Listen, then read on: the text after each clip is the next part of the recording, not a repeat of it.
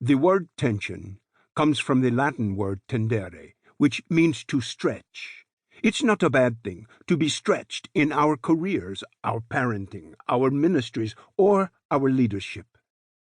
When we aren't stretched, we become stagnant and stop growing. We might even say that tension is both inevitable and, at least in many cases, desirable in life and leadership.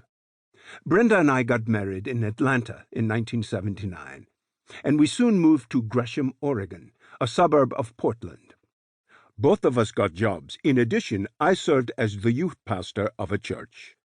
The next year, we heard about a church that was looking for a senior pastor.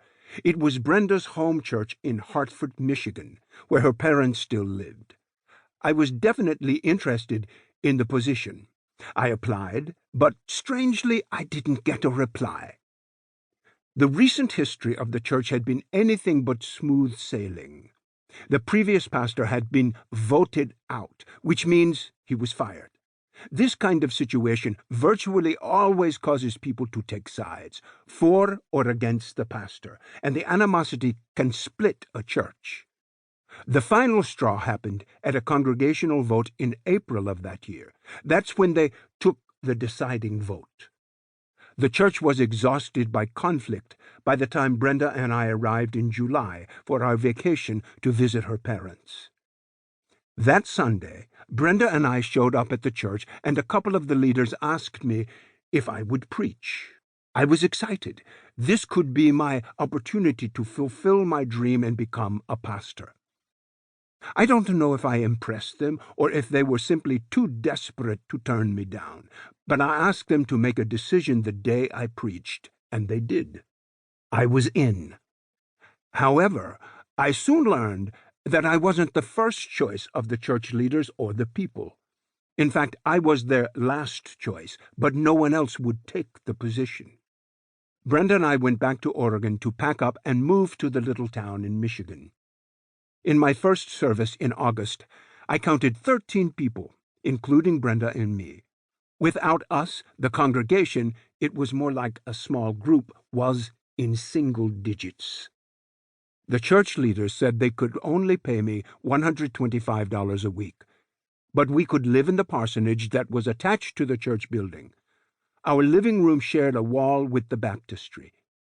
When we arrived, Brenda was in her 8th month of pregnancy with our first child. We were embarking on several new adventures at the same time. In a rural setting, churches grow when the pastor makes personal visits to homes to get to know people, pray with them, eat their cookies, taste their homemade jam, and invite them to church. I left home early each morning and traveled around a wide area to visit people who came to church, those who might come to church, and those who had never thought about coming to church. I got home late every night and started over again the next morning.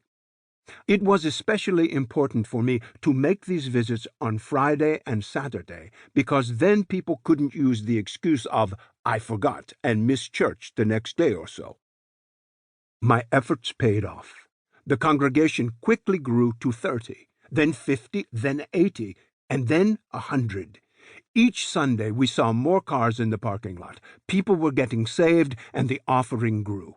I was utterly exhausted, but I was thrilled that the church was growing so much, so fast.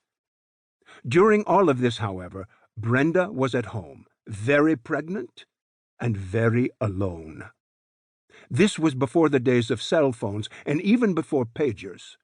The only way we could stay in touch during the day was to put quarters into payphones, and I had precious few quarters. We had scheduled the delivery at a hospital in St. Joseph, a town about 20 miles away. If Brenda needed me, there was no way to contact me when I was visiting people in their homes. For a while, she tried to be tough, but before too long, I came home to the sounds of her crying.